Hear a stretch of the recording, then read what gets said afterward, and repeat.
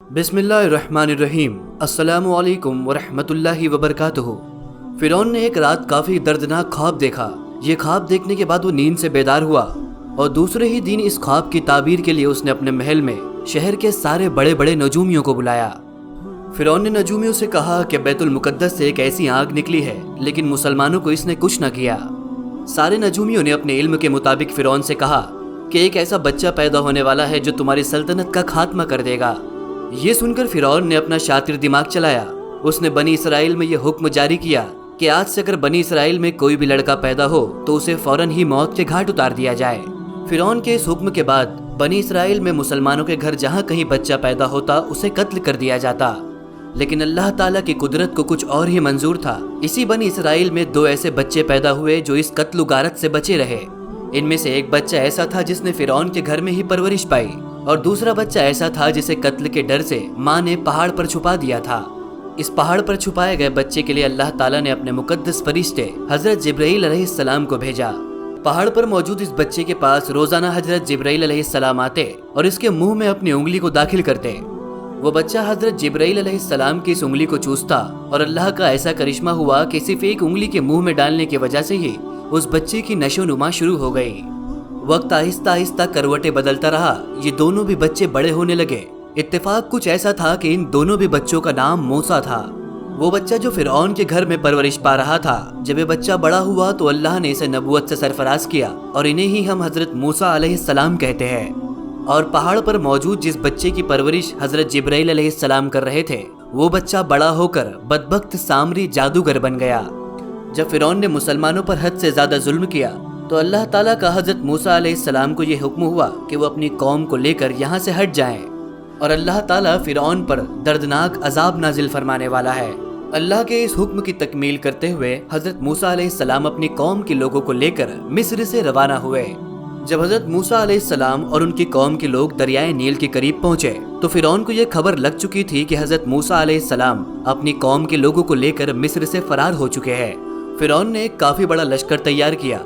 फिरौन ने लश्कर को यह हुक्म दिया कि वह फौरन ही बनी इसराइल के सारे मुसलमान और हजरत मूसा अलैहिस्सलाम को कत्ल कर दें। फिरौन का ये लश्कर हजरत मूसा अलैहिस्सलाम और बनी इसराइल के ताक़ुब के लिए इनके पीछे चल पड़ा। जब हजरत मूसा अलैहिस्सलाम और बनी इसराइल के लोग दरियाए नील के सामने मौजूद थे तो हजरत मूसा अलैहिस्सलाम ने अल्लाह की बारगाह में दुआ की और इसी समंदर में से रस्ते को तलब किया। अल्लाह ताला ने हजरत मूसा अलैहिस्सलाम को इरशाद फरमाया कि अपने असाए मुबारक को दरियाए नील के किनारे पर मारो। अल्लाह के हुक्म से जब हजरत मूसा अलैहिस्सलाम ने अपने असाए मुबारक को दरियाए नील के किनारे पर मारा तो दरियाए नील दो हिस्सों में बट गया। दरियाए नील में रास्ता बनने के बाद बनी इसराइल के सारे मुसलमान और हजरत मूसा अलैहिस्सलाम दरियाए नील को अबूर करके दूसरी तरफ पहुंच गए और वो लश्कर जो फिरौन ने भेजा था, ये लश्कर भी दरियाए नील के रास्ते से ही अंदर पहुंच गया। जैसे ही फिरौन का लश्कर दरियाए नील के दरमियान में पहुंचा, अल्लाह ताला ने दरियाए नील को मिल जाने का हुक्म दिया। इस तरह फिरौन और उसका सारा लश्कर दरियाए नील के अंदर ही गर्क होकर हलाक हो गया। फिरौन के इस हलाकत के बाद बनी इसराइल के मुसलमान और हजरत मूसा अलैहिस्सलाम एक दूसरे मुकाम पर ठहर गए। इसके बाद अल्लाह ताला ने हजरत मूसा अलैहिस्सलाम को हुक्म दिया कि वो अपनी कौम को लेकर दोबारा से मिस्र में चले जाएं। अल्लाह का ये हुक्म मिलते ही हजरत मूसा अलैहिस्सलाम अपनी कौम के लोगों को लेकर मिस्र की तरफ रवाना हुए।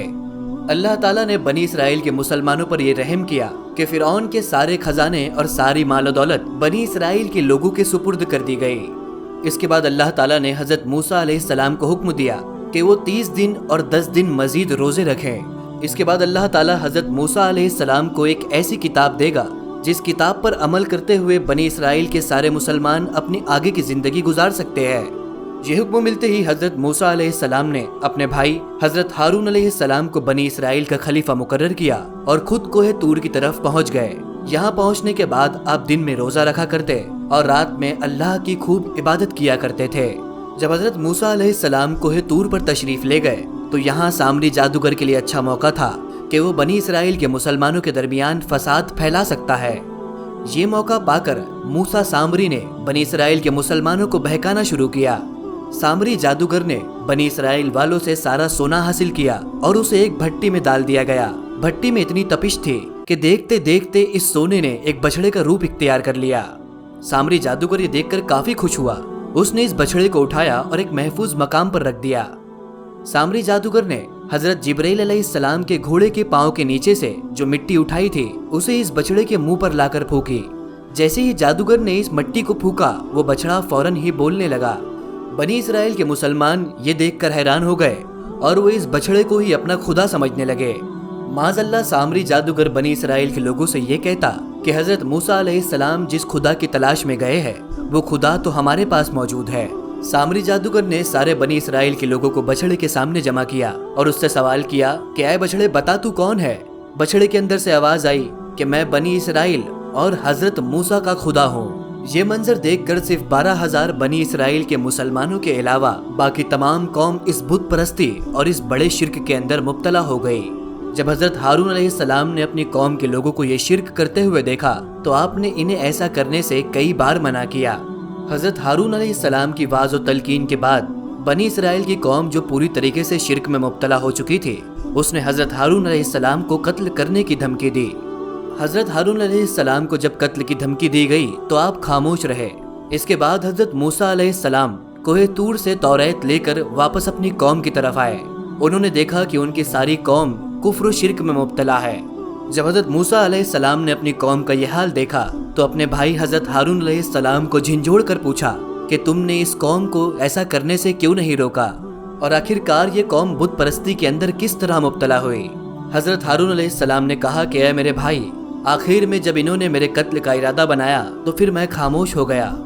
इसके बाद हजरत हारून अलैहिस्सलाम ने हजरत मूसा अलैहिस्सलाम को पूरा वाकया बताया और सामरी जादूगर को इस पूरे वाकये का जिम्मेदार ठहराया। हजरत हारून अलैहिस्सलाम ने हजरत मूसा अलैहिस्सलाम से कहा कि इस सामरी जादूगर की वजह से ही आपकी ये पूरी कौम ये शिर्क में मुब्तला हुई है और सिर्फ मूसा सामरी की वजह से ही बनी इसराइल के लोग इस बछड़े की पूजा कर रहे हैं।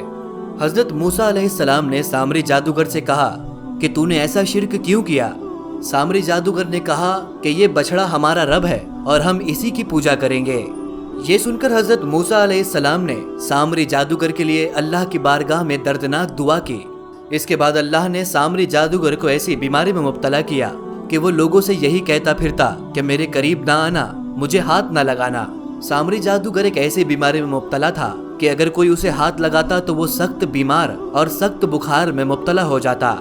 इसी तरह सामरी जादूगर अपनी पूरी जिंदगी जंगलों में भटकता रहा और इसी दर्दनाक बीमारी में हलाक हो गया। इसके बाद हजरत मूसा अलैहिस्सलाम ने बनाए गए इस सोने के बछड़े को तोड़ दिया और अल्लाह की बारगाह में बनी इसराइल के मुसलमानों के लिए माफ़ी तलब की। अल्लाह ताला ने हजरत मूसा अलैहिस्सलाम से कहा कि इस गुनाह की माफ़ी एक ही सूरत में हो सकती है कि वो लोग जिन्होंने शिर्क किया वो अपने अजीज व अकारिब को अपने ही हाथों से कत्ल करे।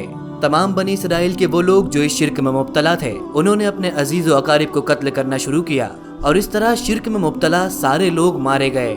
इस तरह सामरी जादूगर का भी खात्मा हुआ और वो लोग जो इस शिर्क में मुब्तला थे अल्लाह ने उन्हें भी अंजाम तक पहुंचाया। तो दोस्तों ये थी आज की हमारी वीडियो। आपको ये वीडियो कैसी लगी हमें कमेंट सेक्शन में ज़रूर बताएं और साथ ही इस वीडियो को अपने दोस्तों और अपने फैमिली मेंबर्स के साथ ज़रूर शेयर करें ताकि उनकी दीनी मालूमात में इजाफा हो सके। मुलाकात करते हैं हमारी अगली वीडियो में, तब तक के लिए अल्लाह हाफिज़।